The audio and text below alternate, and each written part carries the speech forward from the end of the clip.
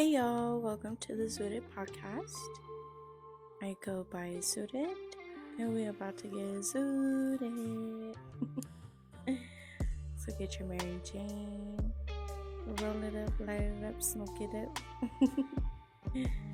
So on today's episode, we're going to discuss a lot of things. So let's get started. Story time. So I grew up a Disney kid. And I'm finally allowing myself to accept that I was a Disney kid. When I was growing up, around other kids, 6th grade and then middle school and stuff like that, and even in high school, I was scared of admitting that I was a Disney kid. But you know what? I'm a motherfucking Disney kid. So not my first concert. My first concert was Ricky Martin. My mom took me to Ricky Martin for my first concert. But my second concert that I can actually remember and that I enjoyed and that I really, really wanted to go to was Ali and AJ and the Jonas Brothers. Oh my goodness, I saw the Jonas Brothers live. So yeah, I was super big on High School Musical and Phil of the Future and Lizzie McGuire, That's So Raven, The Proud Family. I was real big on those shows growing up.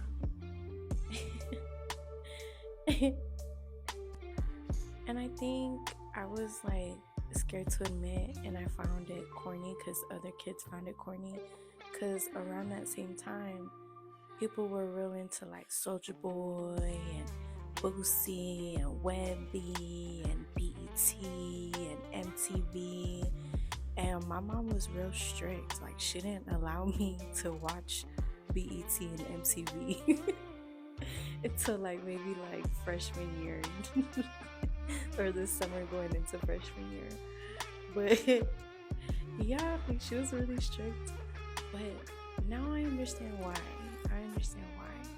She wanted to keep me as innocent as possible, like a kid. And now that I'm grown and I'm a mother, I realize what her intentions were. And they were the greatest intention she could have had for me, because I still have that childlike spirit about me, and it's what keeps me in my creative mode, I guess. Is that childlike spirit is I can always go back to those things, those memories, and I can create from those memories. And it always reminds me of my mom.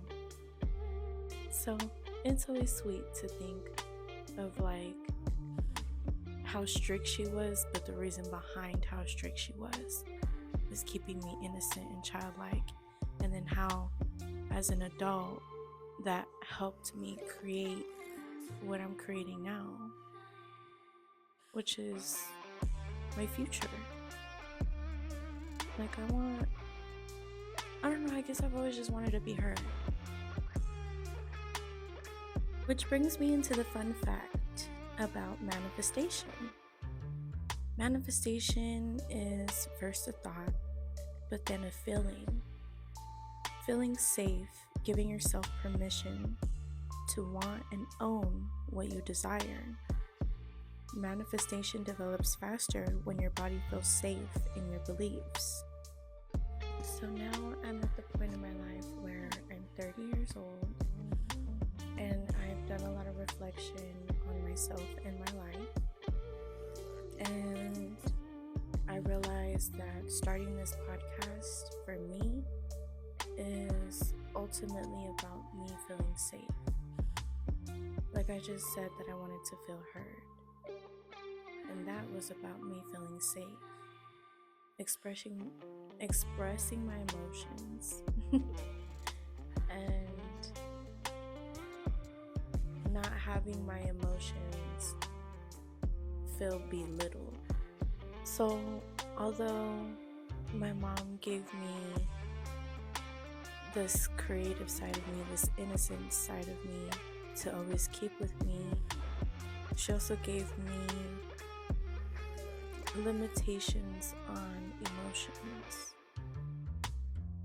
Like, my mom was very strict, so it meant, I guess, that I couldn't always express myself. And it was always because it made her feel like she was being a bad mom. And now, as a mom, I understand, like in hindsight, how that could make her feel like she was being a bad mom by me expressing myself. Whether it was sadness, anger, happiness, indifferent, whatever. So now, I finally get to talk without judgment, I guess.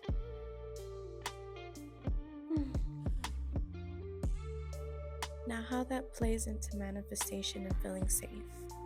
Now I feel safe enough to express myself fully and create fully to my full capacity without judgment, without critique, without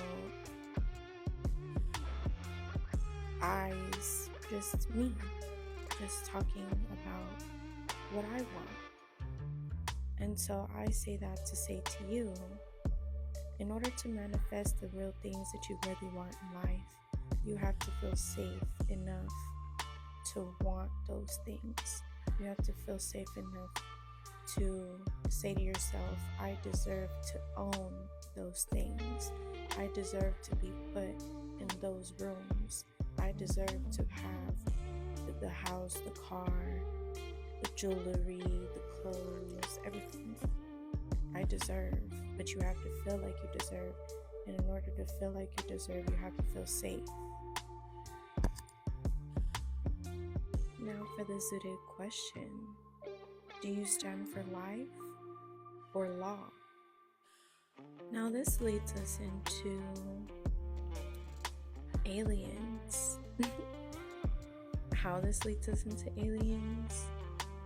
I want to talk about what aliens really are. And this goes back to the topic of feeling safe, manifestation,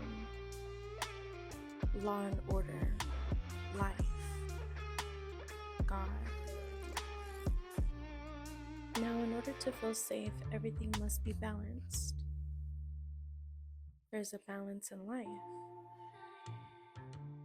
And if it's unbalanced, we don't feel safe. Now, aliens. Aliens, I feel, are the fallen angels that mated with the humans before the flood. And what I feel is that when the flood happened, there was some hybrids, mixed breeds that survived, reptilians, snakes, God, Bible, Adam and Eve, and the snake. The snake is a reptile. What does the snake represent in the Bible? Now, how does this play in today? Well, music industry. Now, if we go back to the snake and what represented the snake in the Bible, what the snake represented, well, God's favorite angel that fell. And God's favorite angel that fell, he was the conductor of the choir in the heavens. Music industry. There's snakes in the music industry. What is a snake? A reptilian. Privately owned record labels intertwined with money, tax brackets, political, jails, Which brings me back to, do you stand for life or do you stand for law? Because the people that are in power, half of them are reptilians. That's why they like children. Jeffrey Epstein. There's witnesses that Jeffrey Epstein was a reptilian. Everything is coming out. The truth is being uncovered at a very peculiar time. And so, aliens, who released the information about these so-called aliens? Well, the government, right? And I just told you that half of the people that are in power are reptilians. I mean, wouldn't it make sense? If the fallen angel had dominion over this realm, the snake, the forbidden fruit, deception, temptation. So how does this play in everyday life?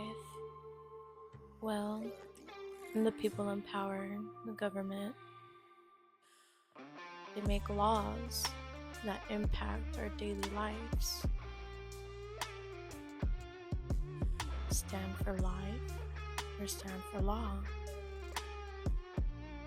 If the people that are in power are ruled by temptation and deception,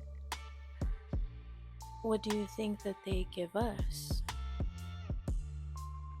They fill our minds with temptation and deception. Deception and temptation easily consumes you when you don't know who you are and what you stand for. Now, life or law? Let's take a deep dive into history. The Black Panther Party, established in 1966, Oakland, California, by Huey P. Newton and Bobby Seale. Now, the Black Panther Party was an armed self-defense political party that stood against police brutality, racial discrimination, poverty, things we're fighting against today. Alongside the Black Panthers stood the Brown Berets, stood for Chicanos, the Mexican Americans. They fought and stood against racial discrimination, police brutality, poverty, and they stood for better education for Mexican Americans. The Brown Berets were established in 1967 in East Los Angeles, California, by David John Sanchez, Carlos Montes, and Ralph Ramirez. The Brown Berets had established 30 chapters all across America, from California, Colorado, Washington, Texas, but unfortunately was infiltrated by the FBI in 1972, ultimately disbanding the Brown Berets, as well as the Black Panther Party.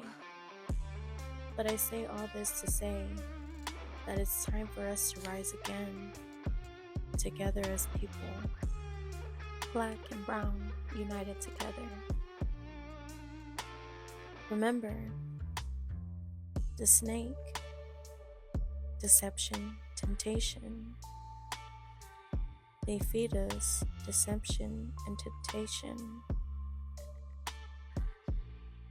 to keep us blind from the truth. The serpent unfortunately rules this realm, and we're always fighting a fight spiritually more than anything. We have to be aware You have to know the enemy in order to protect yourself from the enemy. And so this plays into things like why people get depressed, why people turn to drugs, why people act out of anger. The whole purpose of the serpent of the enemy is to turn you away from God, away from yourself, from your true self. Loving yourself as well as loving others. I want to close out this episode with an affirmation. Affirmation of the week. I am safe. I trust myself and my dreams. Remember, manifestations develop faster when you feel safe with yourself and your environment. Thank y'all so much for listening. Come back next week for the next episode. And I do want to give a big shout out to FB County. Thank you so much for giving me the opportunity to be an FB County affiliate, promoting FB County clothing line. Thank you so much. Links will be in the description box below for FB County. And I did want to go ahead and give a big shout out to Tarotondex on TikTok and YouTube for giving me the topic to talk about aliens. Big shout out to you, girl. Thank you. In the songs of the week, we do have Hot Thing by Sean Stockman, Affirmations remix by Flippa T and chainz, and we got 12 a.m. Real Shit by Rock Monts. Blessings. Check you later, alligators.